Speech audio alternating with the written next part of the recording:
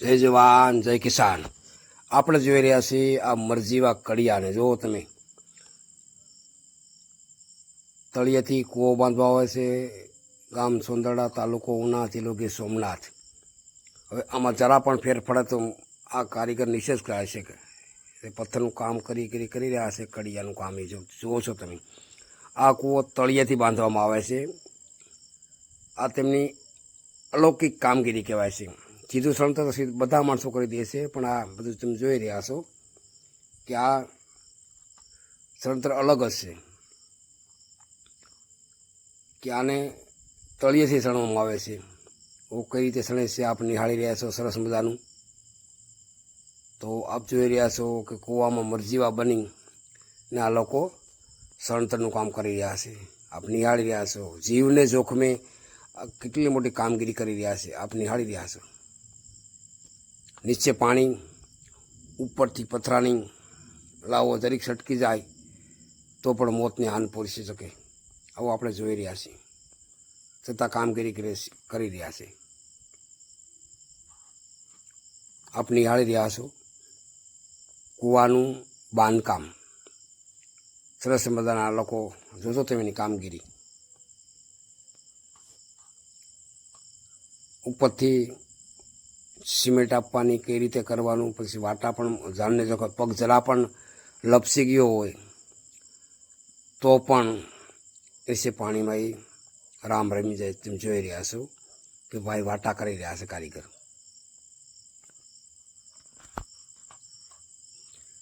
સરસ મજાની કામગીરી કૂવાની છે ને ઉપરથી આપ જોઈ શકો છો એવી રીતે સિમેન્ટનું હોય છે, એથી સિમેન્ટ પહોંચાડી રહ્યા છે। ઉપરના જે કારીગર છે નીચે કામ કરી રહ્યા છે, એ પણ જાનને જોખમે। ઉપરને યાર ઉપર ભેખાડ પડે એમ છે, નીચે પાણી છે, ઉપરથી સિમેન્ટની બધી વસ્તુ આવે છે, આપ જોઈ રહ્યા છો। તો ખરેખર આવા કારીગરને ધન્યવાદ છે કે આવા જીવનને જોખમે, જેમ દરિયામાં મરજીવા વહાણમાં જાય છે સ્ટીમરમાં, એવી રીતે અહીંયા પણ એનું કામગીરી આવી છે। આપ સરસ મજાની કામગીરી જોઈ રહ્યા છો કે આવી રીતે કૂવાનું બાંધકામ કરી રહ્યા છે આ લોકો। નીચે બાંધવાનું, ઉપર કઈ રીતે પથરા નાખવાનું, વાટા કરવાનું, તમે જોશો તો તમને ખ્યાલ આવશે। હાવ મરજીવા કે મોતના મુખમાં આ લોકો કામ કરી રહ્યા છે। નીચે પાણી છે, 60-50 ફૂટ કૂવો છે ને ઉપરથી આપણે જોઈ રહ્યા છો સરસ કેટલી કામગીરી, ભેખાડ પણ તમે આપ જોઈ રહ્યા છો। ઉપરથી આવી રીતે લેવાનું, ઉપર ભેખાડ છે, નીચે સિમેન્ટ ત્યાં લોકો કામગીરી કરી રહ્યા છે। તમે જોશો, નરી આંખે પણ તમે જોઈ શકશો કે આવી રીતે પથરા અંબાવવાના, આ જરીક છટક્યું હોય અને આવી રીતે કૂવો સળી રહ્યા છે। ખરેખર આ કારીગર પણ ધન્યવાદને પાત્ર છે। અને આ કૂવો અવળો સણવામાં આવે છે તે તળિયેથી, જે પાણીનો પથ્થર છે આપ જોઈ રહ્યા છો, તળિયેથી બાંધવામાં આવે છે કૂવો। સીધી રીતે બધા સણતર કરી શકે, પણ કૂવાને તળિયેથી ઉપર લેવાનો છે, એટલે આ કારીગર ધન્યવાદને પાત્ર છે। બધું કામ જાનને જોખમે કરવાનું છે, આપ નિહાળી રહ્યા છો। બધું કામ એ લોકોને જાનને જોખમે જ કરવાનું રહ્યું, કારણ કે ઉપરથી જો પથ્થરો આવે છે, ભેખાડ જેવું એનું ઉપર છે, જરી પણ ફેરફાર થઈ જાય તો પણ રામ રમી જાય। છતાં હિંમતે મરદા તો મદદે ખુદા, આ લોકો આપ નિહાળશો, નરી આંખે નિહાળી રહ્યા છો તો તમને ખ્યાલ આવશે કેટલું જોખમ કરવું પડતું હોય છે આ લોકોને, કે આવી રીતે કૂવામાં સળંતર કરવું એટલે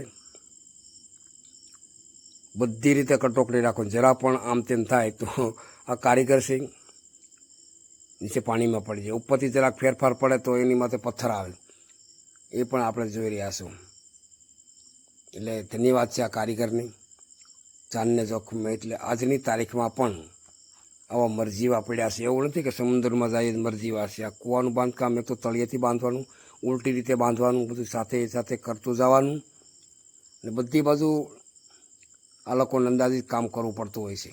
કારણ કે આપ નિહાળી રહ્યા છો કે સરસ મજાનું જરા પણ જગ્યા નથી, કારણ કે બધી રીતે ફિક્સ જગ્યામાં બાંધકામ કરવાનું, બધી જગ્યાએ ફિક્સ જગ્યા છે. આપ જોઈ રહ્યા છો કે માંડ એક પથ્થરમાં એટલી જગ્યા હોય છે, તો ઉપરથી આપણે પથ્થર આપી રહ્યા છે અને ઉપર પછી ભેખાડ છે, એટલે જરી પણ ફેર પડે તો ભેખાડ પણ પડી જાય. એટલે આપ જોઈ રહ્યા છો કે સરસ મજાનું અહીં આગળ બાંધકામ કરી રહ્યા છો. સોંદરડા ગામ, તાલુકો ઉના, જિલ્લો ગીર સોમનાથ.